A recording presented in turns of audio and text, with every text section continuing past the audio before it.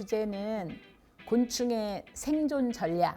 궁금하다. 이제 몸이 무기다. 이름은 대유동 방아벌레라는 녀석이에요. 방아벌레. 얘가 공중 회전돌기를 하는 이유는 뭐냐면 천적을 따돌리는 방법이에요. 20년 전에 제가 쟤를 많이 괴롭혔어요. 아, 그러셨군요. 뻑 해서 일어나면 다시 뒤집고. 왜 그랬어요? 보호색은 잘 아실 거예요. 애벌레처럼 나무 가지와 똑같은 곤충이 세상에 없는 것 같아요. 여기에 무슨 벌레가 있어요? 지금 얘 있죠? 또 어떤 종은 새똥 모양을 해요. 새똥? 네네. 이것도 일종의 보호색의 작전이에요.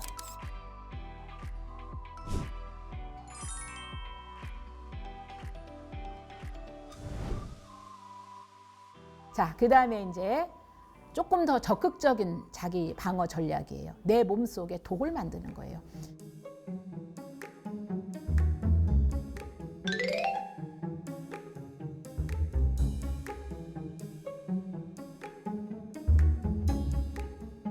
사실 곤충이 독물질을 만드는 것은 에너지가 굉장히 많이 들어가요. 그러니까 비용이 많이 들어가서 우리가 이제 사람 세계에서 말하는 가성비가 별로 안 좋은 거죠. 제조해야 되니까. 그렇죠. 내 몸을 차라리 이용을 해서 나를 막아내는 게 낫지, 내 몸속에 있는 에너지를 막 여기저기서 끌어다가 독물질을 만드는 건 쉽지가 않거든요. 그래서 독물질을 만드는 곤충은 그렇게 많지는 않습니다. 특히 우리나라인 경우에는 온대지방이라서 독을 가지고 있는 곤충들이 많지가 않아요. 우리가 잘 아는 말벌, 그 다음에 노린재, 그 다음에 독나방, 이 정도, 쐐기나방 정도가 좀 독이 있고, 이렇게 제가 어루만지고 주로 사는데 저한테 아무런 독이 오르질 않습니다. 자, 그래서 최고의 독물질인데요. 이제 우리가 가뢰라고 있어요. 가뢰. 예. 얘는 이제 몸이 딱딱해서 딱정벌레목 가뢰과에 들어가는데, 제가 이제 가뢰를 소개를 할 거예요. 가뢰가 가지고 있는 독물질을 칸타리딘이라고 해요.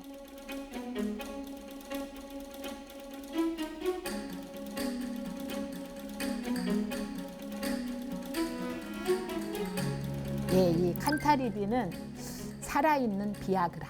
오? 비아그라. 얘 성분은 비아그라하고 매우 그러면 우리한테는 좋은 건데? 우린 필요 없는데. 에이? 아니 지금 이렇게 또 말씀하시면 남가를 다 없어질 수 있습니다. 네. 이거는 이제 얘가 가지고 있는 성분이 그렇다는 거지. 자, 약이라고 하는 것은 함부로 쓰면은 오히려 독이 돼 있기 때문에. 잡아먹는다고 해서 그렇죠. 뭐 효능 있고 이런 게 그렇죠. 아니지 그런 않습니까? 건 아닙니다. 짜내면요. 일단 아니에요. 그렇죠. 이게 인체에 흡수될 수 있는 형태로 나와 있는 의약품을 쓰십시오. 네, 관심 이건 가지지 말아요. 제가 칸타리딘을 설명하기 위해서 네. 자, 비아그라를 제가 이야기를 네. 한 것뿐이고요. 네. 자, 이 가뢰 중에서는 우리 주변에서 흔한 게 몸 색깔이 이렇게 남색인 것을 우리가 남가뢰라고 불러요. 남색이니까 네, 남가래. 앞서서 이렇게 몸이 청색인 것은 청가래. 청가뢰라고 부릅니다. 네. 그래서 청가래에 비해서 남가래가 많이 있어요. 얘들은 주로 4월에서 5월 사이에 그냥 웬만한 야산에 가면 흔히 볼 수 있는 그런 곤충입니다. 그래서 얘는 암수가 서로 다른데요. 특히 특이한 게 날개가 거의 배꼽뒤처럼 굉장히 짧아요. 그래서 얘들은 날지 못해요.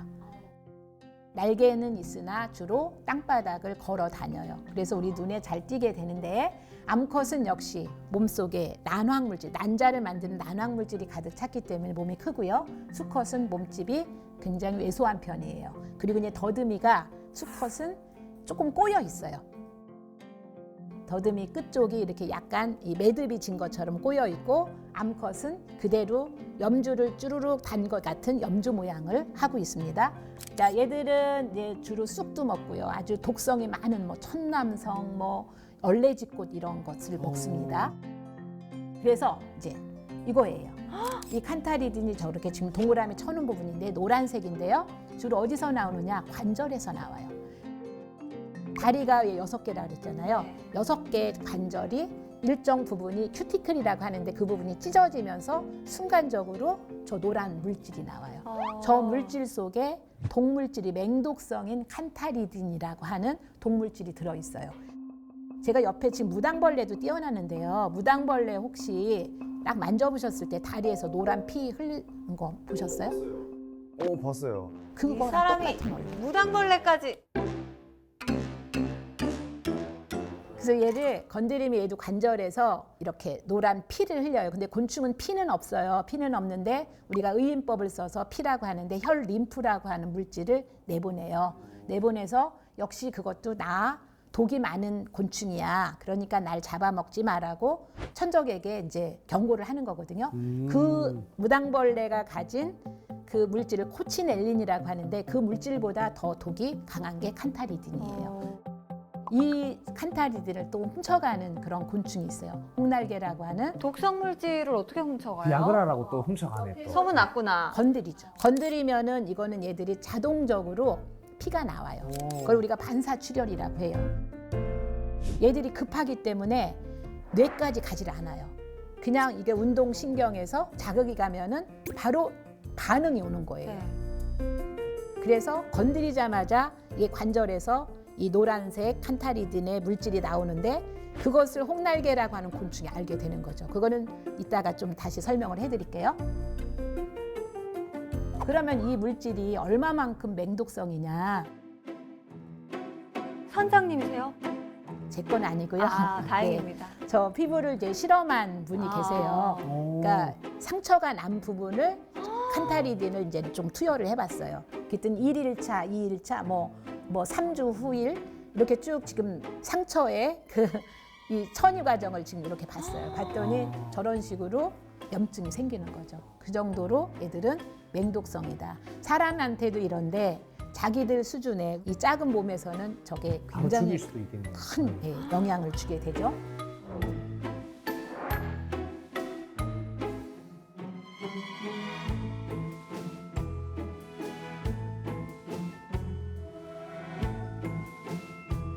재밌는 것은 수컷이 칸타리딘을 생산을 합니다. 암컷은 동물질을. 생산 못해요. 네. 그래서 암컷은 이제 결혼을 할 때, 짝짓기를 할 때 수컷으로부터 칸타리딘을 선물을 받는 거죠. 왜냐하면 선물을 받아야 자기가 낳은 알 속에 동물질이 들어가 있죠. 그러니까 동물질이 함유가 되어야 다른 천적들이 자기의 자손인 알을 잘못 잡아먹겠죠. 네, 예. 그래서 자 이렇게 짝짓기를 할 때 수컷이 암컷에게 칸타리딘을 전달을 해줘요. 아무튼 남가래는 이렇게 짝짓기를 한 후에 알을 어디다 낳느냐? 땅 속에다 놔요. 자 이거는 제가 이제는 직접 실험실에서 실험을 했어요. 50cm인 그 용기에다가 흙을 이제는 가둬뒀는데 얘가 거의 5일에 걸쳐서 알을 오르락 내리락 하면서 알을 낳더라고요. 남가래가 낳는 알이 얼마냐면은 한 3,000개 정도 나요. 굉장히 많이 낳습니다. 이야. 그만큼 살아남을 확률이 적다는 이야기겠죠. 예. 왜 그러느냐면은 애벌레가 기생을 해요. 자기 혼자 힘으로 살아갈 수가 없어요. 기생충이네, 기생충. 그렇죠. 예. 땅 속에서 이렇게 애벌레가 부화를 해요. 부화를 해서 얘들이 무조건 땅 밖으로 탈출을 해요. 탈출을 해서 어디로 올라오느냐? 꽃에. 그때는 엉겅퀴꽃은 아시죠? 네. 네, 엉겅퀴꽃이나 아니면 개망초꽃이나 이런 꽃이 없으면은 쑥 잎사귀 그냥 주변에 있는 풀 위로 올라와요. 저 위로 지금 엉겨 붙어 있어요. 저것만 해도 제가 볼 때 언뜻 볼 때 한 100마리 정도 네, 될 수백 마리 거거든요. 돼 보입니다. 그러면은 우리가 딱 보면은 꽃처럼 보여요. 그렇네요. 약간 그쵸? 주홍빛을 띄어가지고. 얘들이 지금 누구를 기다리느냐? 설마. 네, 벌을 기다려. 아, 벌한테 붙으려고. 네. 아무것도 벌에게 모르는 붙으려고. 벌. 지금 저렇게 이제는 엉겅퀴에도 지금 붙어 있는 걸 제가 사진을 찍은 거고요. 왔어. 자 이렇게 벌을 기다려요. 이 멍청이. 꿀벌의 사촌. 꿀벌도 아. 기다리기도 하지만 네. 꿀벌의 사촌인 뒤형벌이나 비영벌. 네 꽃가루가 필요한 그 벌들을 기다려요. 그러면은 이 벌들의 눈에 보면은 꽃처럼 보이니까는 네. 냉큼 많겠죠. 네. 예. 그리고 또 꽃에 앉아 있으면은 꽃가루를 따면서 자연스럽게 얘들이 묻혀가네요. 벌 몸에 무임승차를 하게 되는 거예요. 아니 근데 생긴 게 뒤형벌이 딱 그 붙어 있기 좋게 생겼어요. 그렇죠. 털이 굉장히 많잖아요. 네. 되게 예. 붙고 싶게 생겼어요. 보고 싶어. 네, 맞아요. 네. 자, 이렇게 해서 이거 보세요. 제가 이렇게 이제는 죽어간 애를 사진을 찍은 거예요. 이거 벌이에요? 예, 제가 벌이에요. 지금 죽었어요. 다리랑 지금 다 오그리고 지금 죽어 있는 상태인데 거기에 남가래 애벌레들이 다 달라붙어 있는 거예요. 그러니까 이 난갈의 애벌레도 안 됐죠. 왜 죽었는지는 모르지만 제 생각으로는 얘가 혹시 살충제에 아마 감염이 되지 않았을까 싶어요. 아니면 너무 많은 애벌레들이 아니요, 그렇진 붙어가지고. 않아요. 알겠습니다. 네. 네. 자, 그래서 이제 얘가 이렇게 하고 어디로 가느냐? 보통 뒤형벌 종류가 사는 곳은 벌집. 땅굴이에요. 땅 속에 땅굴. 이제 보통 왜 두더지가 파는 굴도 있고 네. 여러 굴이 있어요. 빈 틈이 있는데 그 속에서 이제 자기가 애벌레를 키울 거거든요. 이 뒤형벌의 애벌레의 밥이 뭐냐면 꽃가루예요. 아. 그래서 열심히 꽃가루를 따가는 거예요. 꿀벌처럼. 그래서 거기에다가 이제 그 꽃가루를 우리가 이제 저장을 해둬야 되는 거죠. 그런데 저의 몸에 누가 붙어 있느냐? 난갈의 애벌레가 붙어 있어. 지금 아무것도 모르고 지금 신나게 집으로 그렇죠. 가고 있네요. 근데 이게 몸에 많이 붙어 있으니까 얼마나 이게 간지럽고 아이고. 그렇겠어요. 그러니까는 이제 몸을 자꾸 이렇게 비벼서. 비비겠죠. 그럴 때 애들이 쭉쭉 떨어지는 거예요. 남갈의 애벌레들이 이제 어디에 떨어지느냐? 뒤형벌의 아가 방에, 육아 방에 떨어지는 거예요. 그러면 그 벌 애벌레들을 잡아먹나요? 그렇죠.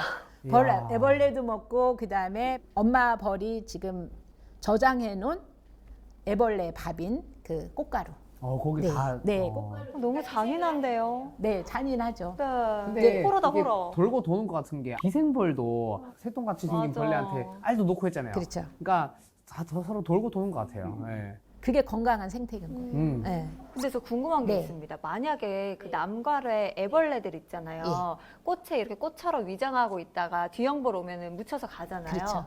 근데 꽃에 오는 벌이 뒤형벌 말고도 그냥 뭐 무당벌레 같은 애들도 있고 네. 다양할 거 아니에요. 네. 근데 걔네들은 그러면은 그러니까 벌 종류한테만 붙어가요? 아니면은 다른 곤충에도 묻어갈 수 있죠. 묻어갈 수 있는데 다른 곤충에 묻어가게 되면은 걔는 죽는 거죠. 왜냐면은 얘가 필요한 것은 아까 그 뒤형벌의 그 꽃가루와 뒤형벌의 애벌레가 사는 그 공간인데 잘 잡아야 돼요. 그렇죠. 다른 곤충에 그냥 무임승차를 할 수가 있어요. 네. 보통 곤충들은 몸에 털이 있기 때문에 내가 원치 않아도 묻어갈 수가 있거든요. 네. 그럼 얘는 뭐 잡아먹기. 네. 다른 벌레는 날아갔다가 가래 새끼네? 이렇게 할 것 같아요. 네. 그래서 알을 많이 낳는 걸 수도 있어요. 생존율이. 네, 생존율이 매우 낮기 때문에 네, 그렇게 많이 날 수도 선택을 있어요. 잘해야 되는구나. 네.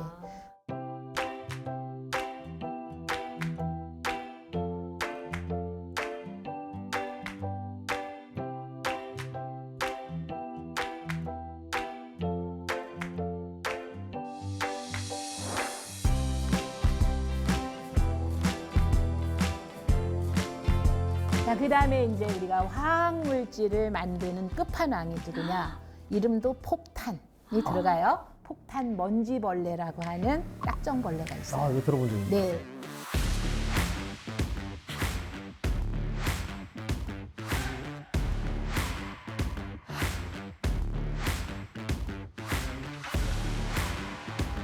이 폭탄 먼지벌레는 일단 천적이 나타났다. 위험을 감지했다. 그러면은 순식간에 몸속에서 폭탄을 제조를 해요. 그것도 100도씨가 되는 폭탄을 제조를 해서 바로 쏘아요. 빛의 속도로 쏘아요. 네. 자, 이 폭탄 먼지벌레는 야행성이에요. 이제 밤에 주로 활동을 해서 얘를 만나려면은 밤에 나가시는 게 좋고요. 그 다음에 사는 곳은 이 그라운드예요. 땅 위에요. 종종 걸어 다녀요. 그럼 뭐를 먹느냐? 얘는 육식성이에요.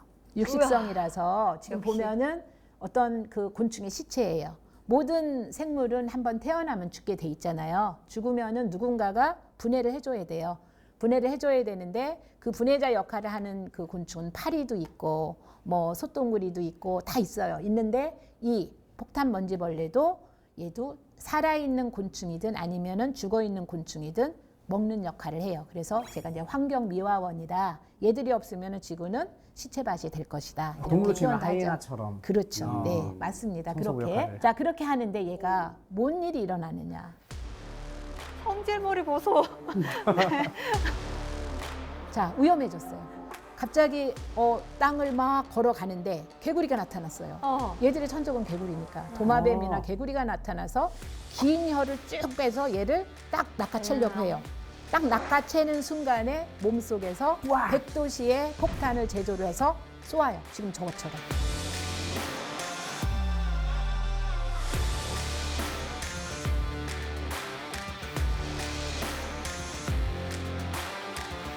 저렇게 딱 쏘면은 어떻게 하느냐?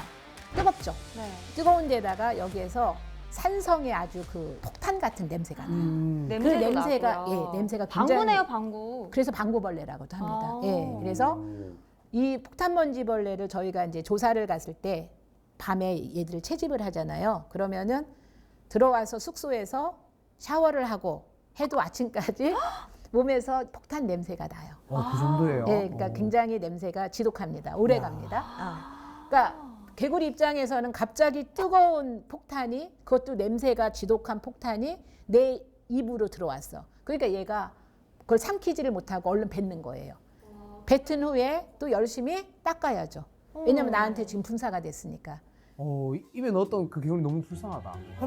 네, 그러니까 기분이 나쁠 것 같아. 이게 방구잖아요, 사실. 방구도 방구 맞은 것도 기분 나쁜데. 뜨거워. 그 방구가 뜨거워. 너무 그렇죠. 기분이 나쁠 것 그렇죠. 같아요. 며칠 동안 냄새 입에서 계속 입냄새 나왔어요. 그 개구리는. 기분 나쁜 것보다도 물리적으로 자기가 지금 괴롭습니다. 그 정신적인 부분은 다음 문제고. 예, 그래서 이 네. 폭탄먼지벌레는 천적이 괴로워하는 틈을 타서 36개 주랭랑을 치는 거예요. 제가 소박한 신사라고 부르는데 선제 공격은 절대 하지 않고 방어를 하는 거죠. 그런 아니, 식으로. 방구 끼는 사람이 뭐가 신사예요? 아, 신사죠.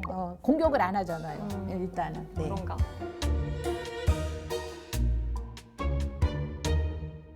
얘들이 또 재밌는 거는 360도로 방향을 각도 바꿔서 조절이 다 되네요. 네, 네. 이거를 조준을 할 수가 있습니다. 그래서 얘들의 그림은 조금 과장법이 됐지만 딱지 날개가 배끝을 덮지를 않아요. 배끝이 살짝 노출이 돼요. 그래야지 내가 원하는 쪽에 왼쪽에서 누군가가 날 자극을 했어. 그러면 얘가 왼쪽을 쏘는 거예요. 오른쪽에서 자극을 받으면 오른쪽을 향해서 이제 폭탄을 쏘게 되는 거고요. 그러면 이제는 이 폭탄의 원리가 한번 볼까요? 이건 제 손가락이네요. 맞으셨어요? 네.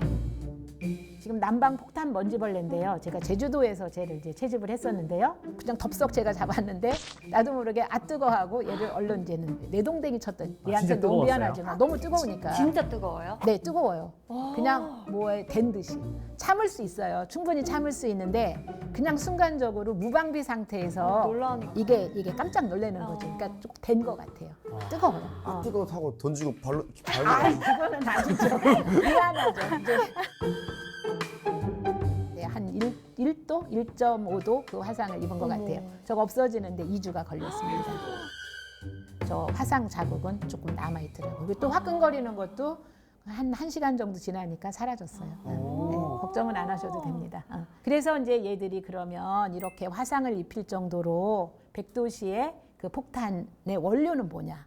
원료를 보면은 얘들 몸속에요. 2가지의 분비물이 나와요. 하나는 하이드로퀴논. 하이드로퀴논은 우리가 사진 예전에 인화할 때 지금 디지털 카메라를 쓰니까 안 쓰지만 인화할 때 쓰는 약품이고요. 또 하나는 과산화수소가 있어요. 과산화수소의 소독약 있잖아요. 네. 그게 몸속에서 나오는 거예요. 몸속에서 나오는데 이 그 화학 물질은 원료거든요. 원료는 혼자서는 자기 스스로는 어떤 그런 아무런 반응이 일어나질 않아요.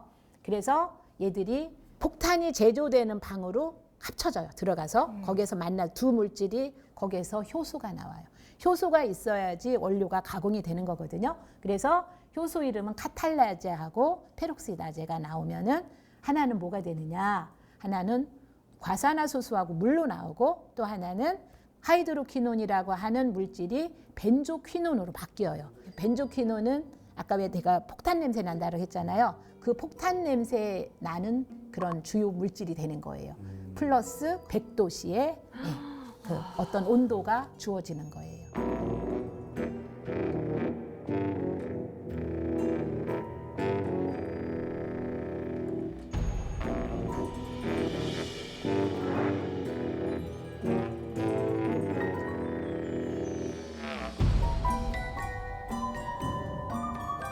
그러면 벌레는 자기는 손상을 입지 않고 자기는 괜찮습니다. 아. 이게 순식간에 일어나기 때문에 괜찮고 그다음에 이 제조실이나 곤충의 몸들은 거의 큐티클이라고 하는 굉장히 단단한 재질로 되어 있어요. 그 손톱 위에 있는 요 큐티클이라고 하는 그거랑 그렇죠. 비슷한. 예.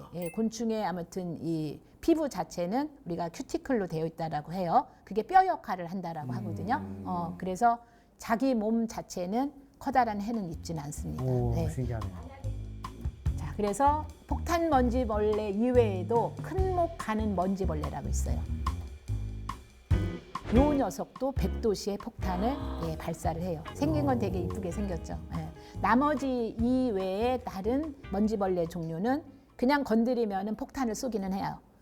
그 폭탄은 쏘는데 100도씨의 그 온도는 같지는 않아요. 이 폭탄 먼지벌레와 큰목 가는 먼지벌레가 이제 100도씨의 그 폭탄을 쏜다.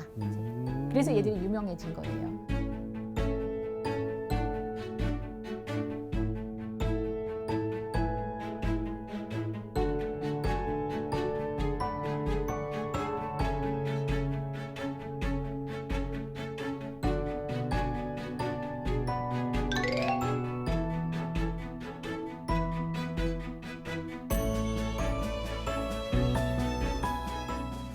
그 다음에 이제 우리가 경고색은 화려한 색깔. 우리가 왜 신호등 보면은 굉장히 화려하죠. 네. 빨간색, 녹색. 자, 그것은 다 누구한테서 따온 거냐? 자연에 있는 생물의 이 경고색에서 따온 거예요. 눈에 확 띄니까. 잘 떼야 되니까. 예, 그래서 화려한 색 이외에도 또 어떤 게 있느냐면은 무늬가 있어요.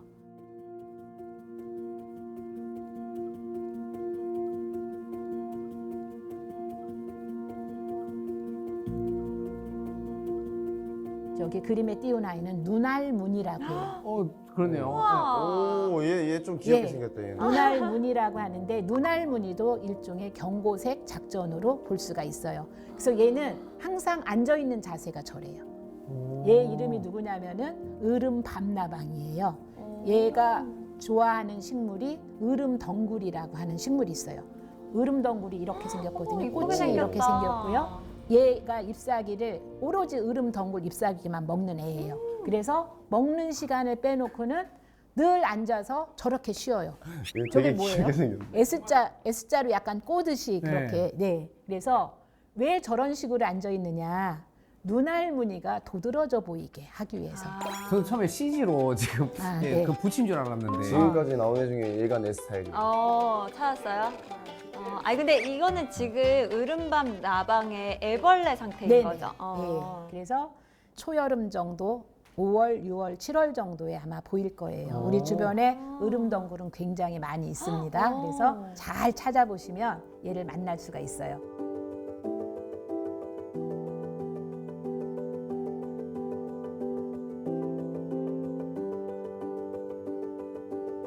그래서 이 눈알무늬는 그럼 과연 무엇을 의미하는 거냐? 눈, 누구 눈? 진눈, 쥐눈? 부엉이 눈.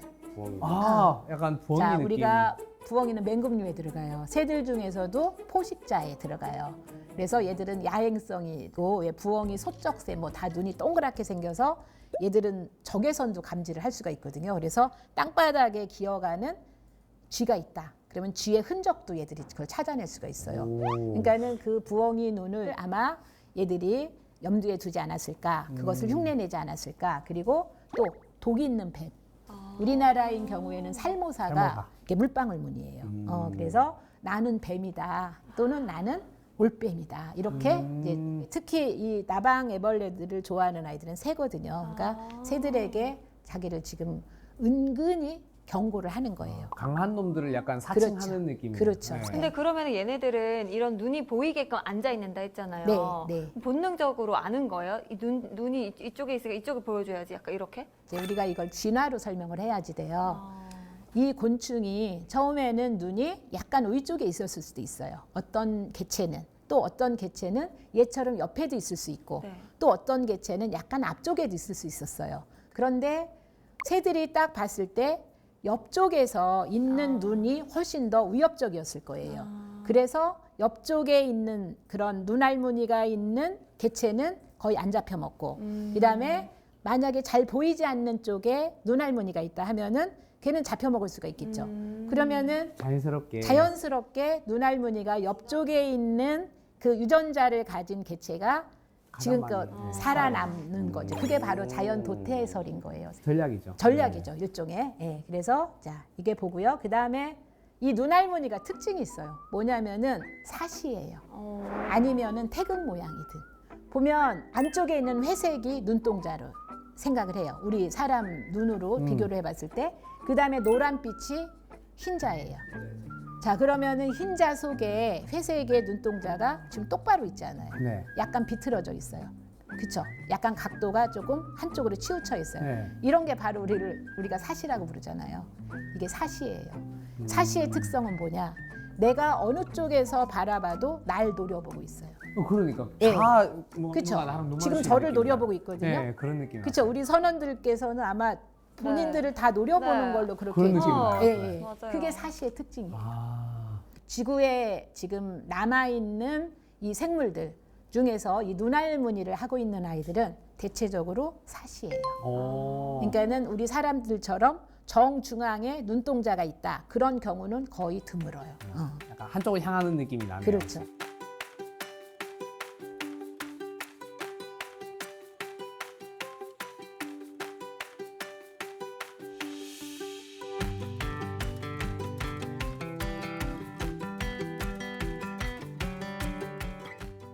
보세요. 얘는 또 다른 종인데요. 저건 뱀인가요? 뱀처럼 보이죠. 네, 진짜 뱀. 제가 나방애벌레예요. 나방애벌레. 중박각시라고 하는 나방애벌레예요. 애벌레예요? 예, 나방애벌레가 와. 지금 몸을 완전히 뱀처럼 하고 있는 거예요. 아니 근데 얘는 너무 신기한 게 네. 그 문양도 뱀 문양 그렇죠. 같지만 맞습니다. 머리도 약간 둥구스름한 삼각형 그 뱀 머리처럼 되어 있네요. 건드리면은 머리 있는 부분을 더 부풀려요. 나 열받았다 하면서 그래서 만져보면은 경직이 돼 있어요. 경직이 되면서 그러니까 여기 머리하고 여기 가슴 등판 쪽을 약간 부풀려요. 부풀리면은 그쪽에 있는 눈알무늬가 더 커 보이겠죠. 네, 네, 그 효과도 있고 얘가 또아리를 트는 저런 그 모양을 취하기도 하고요. 몸을 활짝 피면, 그러니까 길게 펼치면은 뱀하고 똑같아요. 쟤를 만져보면은 빌로드 천처럼 매우 부드러워요. 네, 그런데 무늬를 저렇게 한 거예요. 우리가 뱀 껍질 보면 약간 오툴도툴할 것 같잖아요. 네. 전혀 그렇지 않습니다. 융단을 깔아놓은 것처럼 아주 부드럽습니다. 그래서 한번 볼게요. 이게 머리를 부풀린 부분이에요. 그래서 눈알 무늬가 역시 사시죠? 네. 예, 눈동자가 한 가운데 있잖아요. 예, 그래서 어느 방향에서 보든 나를 노려보는 그런 효과를 내는 거죠. 옆에 있는 아이가 바로 어른벌레예요. 잘 컸다. 예, 몸 색깔이 너무 주홍색. 이뻐요. 네. 예, 주홍색이라서 주홍바깥이. 그런데 원래 분홍색이 더 많아요. 아마 저한테 이름을 지라고 했으면은 저는 분홍박각시라고 이름을 지었을 거예요. 우리 국내 곤충에 이름을 지어준 것만 해도 한 600종 정도 될 진짜요? 거거든요. 예, 근데 저는 이름을 굉장히 쉽게 지어요. 뭐 무늬가 4점 있다 그러면은 4점 무늬 뭐 무당벌레 붙이 뭐 이런 식으로 아주 쉽게 짓거든요. 뭐 예를 들면 부희 박각시 뭐 이런 거 없어요? 부희는 제가 좀 오글거려서 못 쓰겠고요. 신종을 할 때는 제가 정은 써요. 예, 앞에 이제 정 부위 중에서 JUNG는 써서 제 이름이 들어간 종은 지금 6종 있습니다. 우와. 그러면 다음에 저희 닮은 곤충 발견하시면 저희 이름 나올 넣어주세요. 수도 있겠다. 나 벌레를 진짜. 좀 만들지 네, 말라니까. 네. 제가 꼭 네, 약속드리겠습니다. 향원 박각시 뭐 이런 걸로 네, 해주세요. 네, 알겠습니다. 감사합니다. 자, 이거 보세요. 이게 태극나방이에요. 이 이 무늬가 태극무늬 느낌. 태극무늬잖아요. 네. 그렇죠? 우리나라 최초의 그 우표 모델이래요.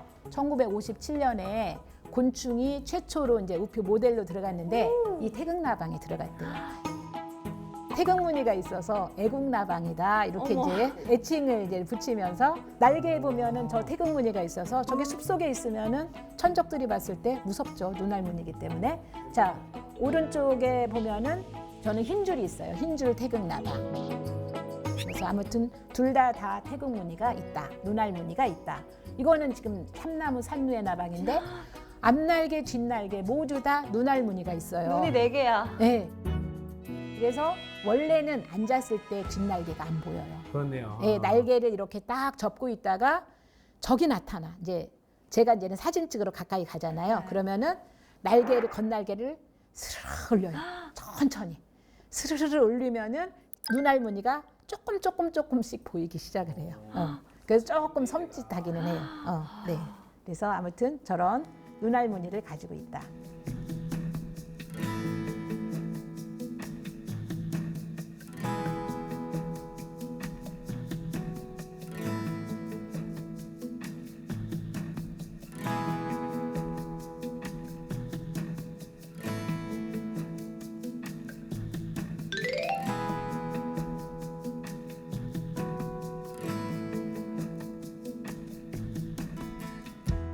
이제 우리가 생존 전략 중에서 육아도 있어요. 육아가 예, 생존 육아 전략이 곤충. 돼요? 그렇죠. 보통은 곤충은 알을 낳고 죽어요. 그게 곤충의 일생 중에 그냥 마지막 단계예요. 그러니까 제가 이제 충생이라고 하는데 충생의 마지막 단계는 얼음벌레로 죽는 거다. 알을 낳고 죽는 거다.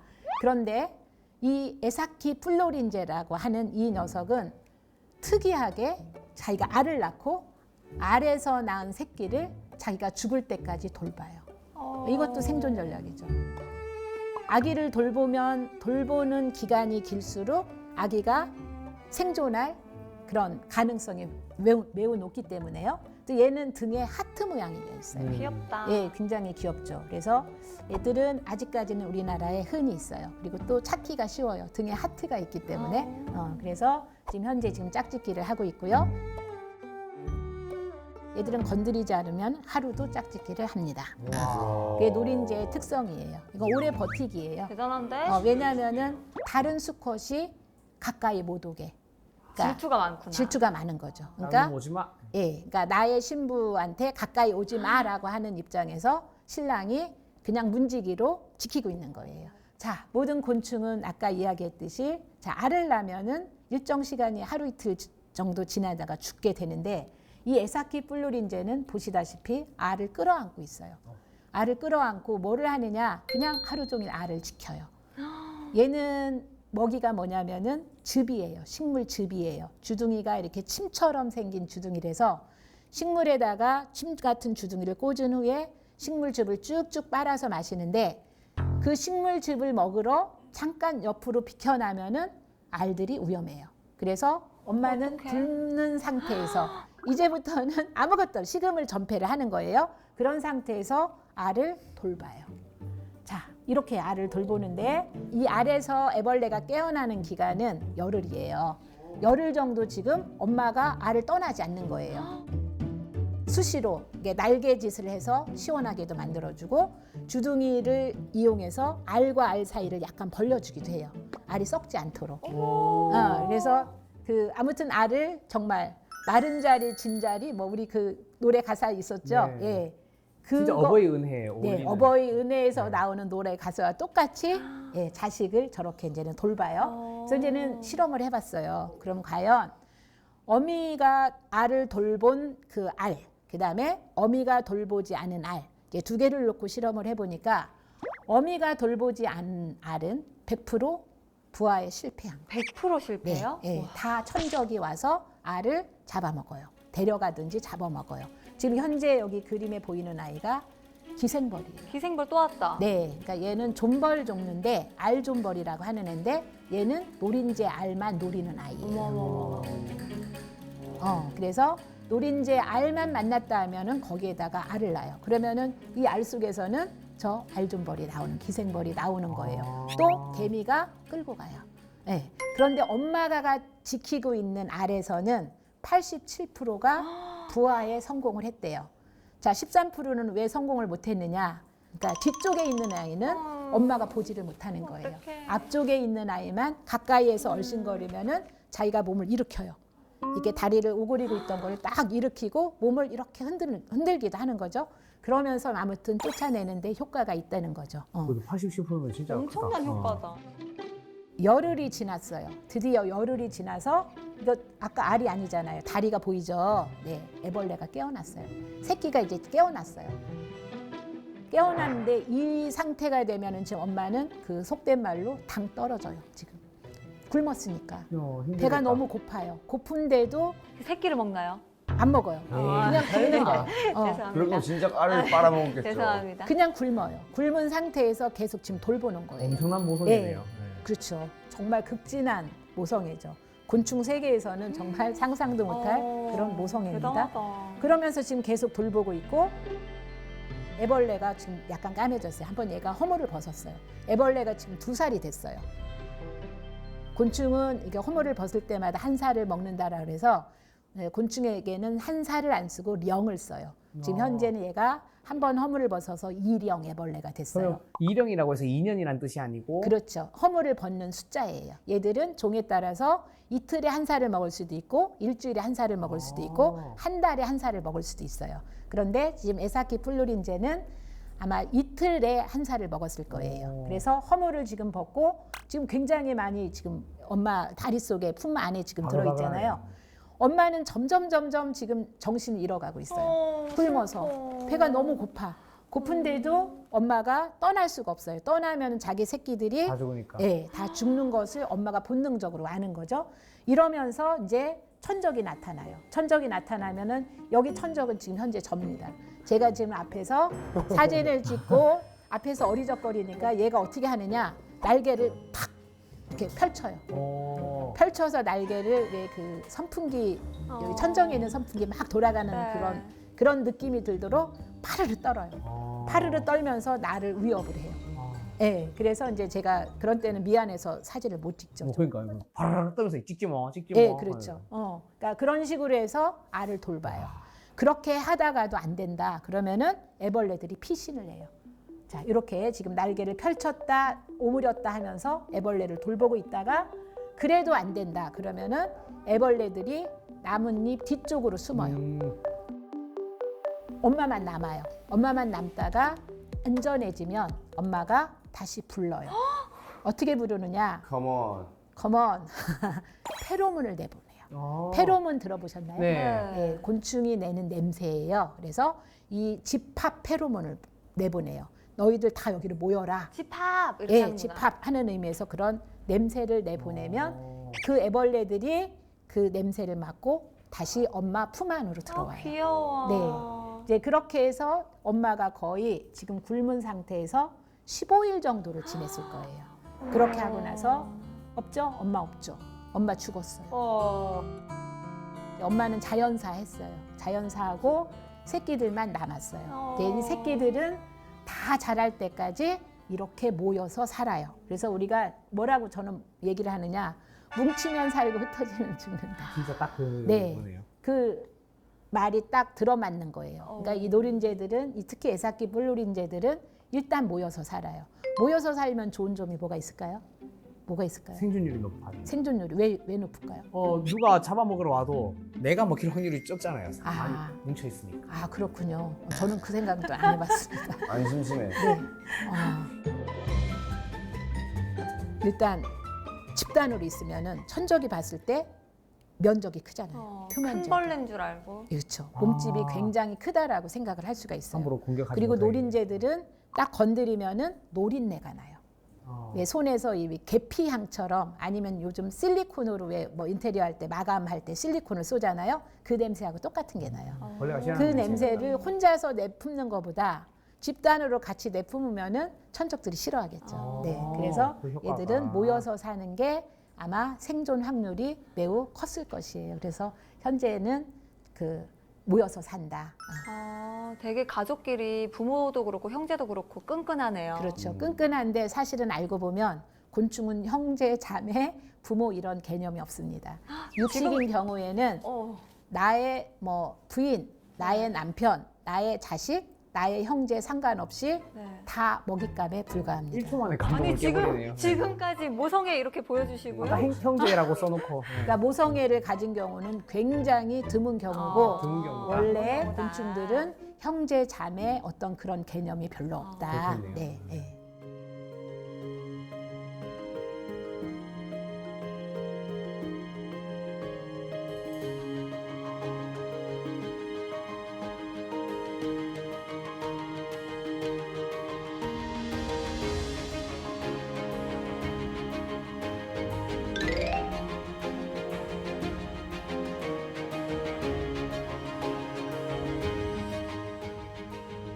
그다음에 이제 흉내내기. 향원이 나왔다. 나다. 무당벌레 나왔네요. 오늘 제가 보물지도 무당벌레입니다. 네. 네. 자, 가운데 있는 아이가 지금 무당벌레예요. 무당벌레는 경고색을 띤 곤충의 대표종이에요. 몸이 화려하죠. 그다음에 건드리면은 몸에서 동물질을 내기 때문에, 그래서 주변에 있는 내 몸에서 동물질을 못 내는 다른 곤충들이 무당벌레를 보면은 너무 닮고 싶어해요. 그러니까 선망의 대상이에요. 그래서 무당벌레를 흉내내기 시작을 해요. 모양도 무당벌레를 흉내내는 거예요. 보통은 색깔을 흉내를 내요. 자, 보면은 왼쪽이 알멸구라고 하는 애가 있어요. 멸구. 멸구 종류인데 아주 동그래요. 보통 멸구는 몸이 이렇게 장방형으로 길쭉하거든요. 네. 얘는 몸이 동그래요. 건드리면 톡톡 튀어요. 튀는 아이인데 몸 색깔을 보면은 무당벌레하고 매우 비슷해요. 붉은색은 없지만 아무튼 굉장히 비슷해서 천적에게 나 무당벌레야 그러니까 날 먹지 마 이렇게 얘기를 하는 거고요. 오른쪽은 배나무, 돌배나무, 배나무. 예, 네. 배나무를 먹는 곤충이에요. 제 점을 세보면은 12개 있어요. 그래서 12점박이 잎벌레라고 하는 아이인데 쟤도 몸에 독은 하나도 없어. 하나도 없는데 생존할 수 있는 유일한 방법은 독 있는 곤충을 흉내내는 거예요. 그래서 무당벌레 흉내내는 그렇죠. 거예요? 무당벌레를 흉내를 낸 거예요. 아니 저는 사실 이때까지 무당벌레가 되게 색이 다양하구나 네, 네. 이렇게 생각했어요. 네, 그렇죠. 근데 실제로 무당벌레가요, 제가 찍은 사진만 보니까 29개의 패턴이 있어요. 가운데 있는 저런 무당벌레도 있지만 점이 2개인 아이도 있고 점이 4개인 아이도 있고 그다음에 아예 점무늬가 없는 아이도 있고 또 어떤 녀석은 바탕색이 까만색이에요. 그러면은 그 옆에 있는 12점박 이입벌레랑 네. 어떻게 구별해요? 어떻게 구별을 하느냐? 질문 중에서 가장 똑똑한 질문이에요. 아하. 오, 이런 거 해야 되는데. 아. 더듬이를 보시면 돼요. 아. 자, 요 무당벌레는 더듬이가 머리 끝 쪽에 지금 보일락 말락 네, 매우 조그맣게. 짧아요. 굉장히 짧죠. 그런데 12점박이 무당벌레는 더듬이가 길어요. 길죠. 더듬이를 보고 구분을 하셔야 돼요. 무당벌레는 보통 우리에게 더듬이를 잘 보여주지 않아요. 얘가 가사 상태에 특히 빠지게 되면은 더듬이를 몸 안으로 쏙 집어넣어요. 그래서 아예 안 보여. 그나마 지금 저 사진에는 보여준 것을 제가 사진을 찍은 거고요. 오른쪽에 있는 다른 저 무당벌레를 흉내내는 종들은 더듬이가 긴 편이에요. 와. 말벌을 또 흉내내는 애가 있어요. 말벌은 뭐 독이 어마어마하니까는요. 그 옆에 있는 애가 벌, 호랑, 하늘소예요. 오른쪽에 있는 아이가. 아, 벌이 아닌 거예요? 네네. 제가 하늘소예요. 하늘소인데 딱정벌레 목에 들어가는 하늘소인데 쟤는 몸에 독이 하나도 없어. 그런데 말벌을 흉내를 내요. 더듬이도 막 흔들고 다니고 말벌하고 똑같이. 저것도 이제 우리가 흉내내기로 보는 거죠. 자, 이건 땅벌인데 옆에 있는 하늘소들, 뭐 기날라, 꽃하늘소, 오. 하늘소들도 모두 다 몸 색깔이 지금 약간 우리 얼룩말처럼 이렇게 돼 있잖아요. 노랗고 까만 이런 줄무늬가 있는 거는 다 말벌을 흉내를 낸 거다. 이렇게 보시면 됩니다. 좀 말벌보다 약간 좀 더 얄쌍하네요. 그렇죠. 근데 예. 전에 제가 그 노란색 까만색 줄만 있으면 벌인 줄 알고 엄청 무서워했는데 네. 아버지가 저건 벌 아니라 하면서 하더라고요. 그때는 그렇죠. 무서워서 뭐 네. 혼비백산했는데 네. 이제 좀 알고 도망가도 되겠네요. 네. 네.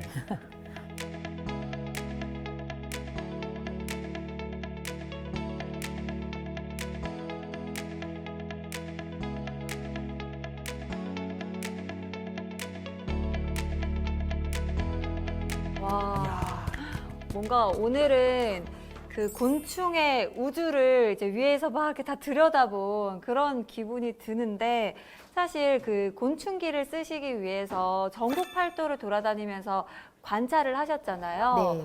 궁금한 게 그럼 우리 선장님은 우리나라에서만 볼 수 있는 그런 좀 귀한 곤충 네. 이런 것도 분명히 보셨을 것 그렇죠. 같아요. 네. 우리나라에서 사는 곤충을 한국 특산종이라고 해요. 종수는 세보지는 않았지만 예, 우리 이름을 지어줄 때는 우리라는 그런 것을 많이 쓰는 편이에요. 그러니까 이름 앞에 우리가 들어가면은 우리나라 특산종이라고 생각하시면은 뭐 거의 맞을 거예요. 그리고 이제 제가 본 종 중에서 좀 특이한 종은 묘향산 거절이라고 있어요. 제 전공인 건데 예, 묘향산. 묘향산에서 처음 발견이 됐대요. 그러니까 동구권에 있는 학자가 북한에서 체류를 하면서 곤충 연구를 한 거예요.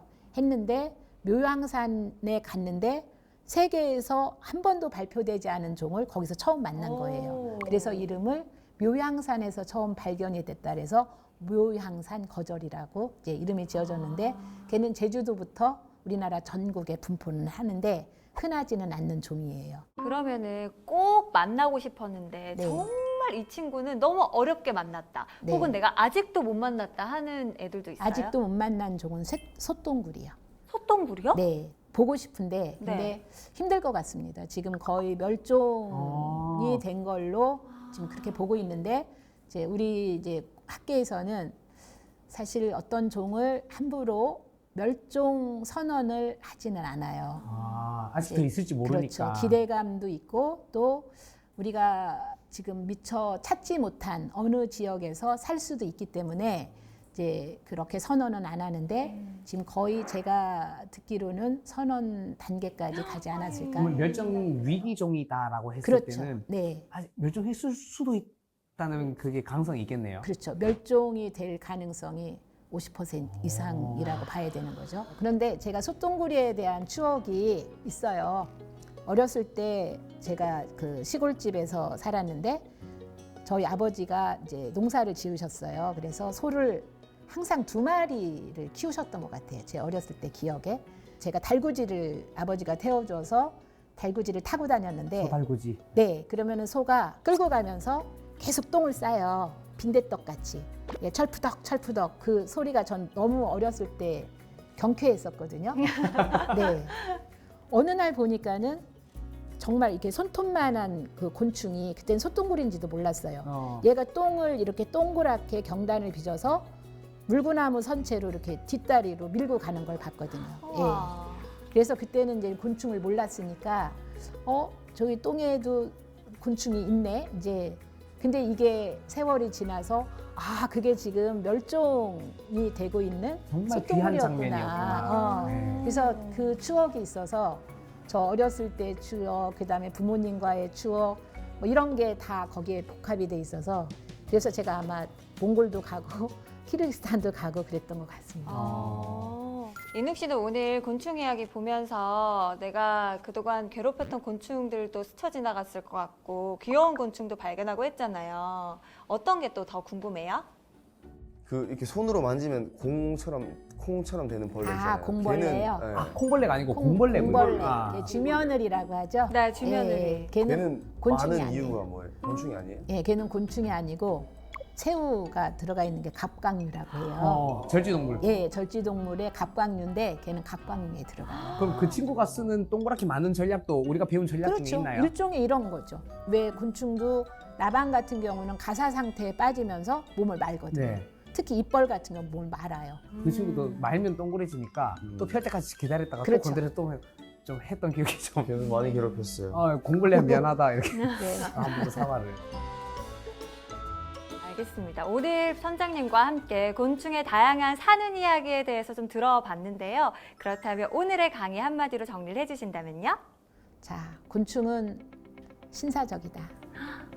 그래서 어떤 천적을 만났을 때도 절대 선제 공격을 하지 않습니다. 주변을 바꾸기보다는 차라리 자기 자신을 변화해서 힘센 포식자나 경쟁자를 따돌립니다. 그게 곤충의 미덕인 것 같습니다.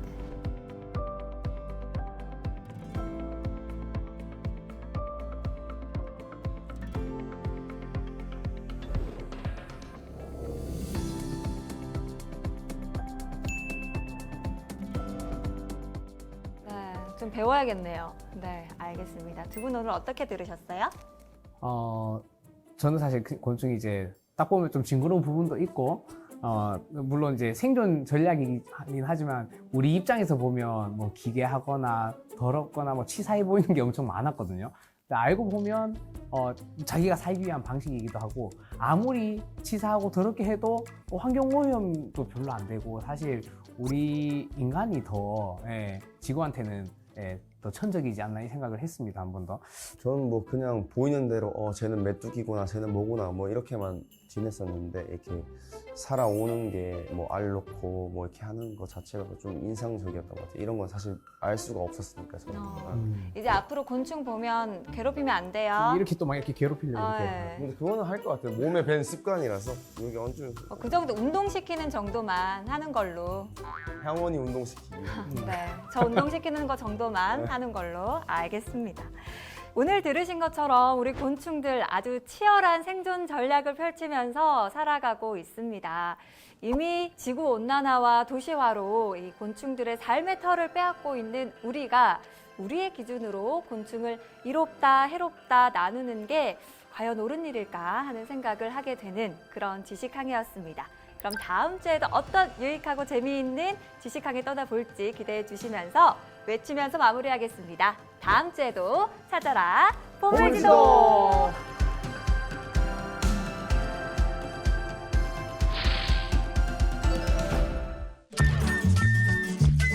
좋은 집의 조건, 이것이 있어야 한다. 답은 정원인데요. 정원과 집이 저는 불가분의 관계면 참 좋겠다 생각합니다. 우리보다 앞서 살았던 위인들께서 정원이라는 걸 통해서 당신들의 삶을 얼마나 근사하게 풀어나갔는지 아, 다들 정원가였어요. 예, 정원가였습니다. 나중에 정원해 보시면 이 말이 정말 맞구나 하는 걸 정말 실감하실 겁니다. 언제쯤 할 수 있을까요? 아, 자녀들이랑 같이 한번 맞아. 시간 내서 한 번 정도는 예, 일단 겪어보게 하면 좋을 것 같아요.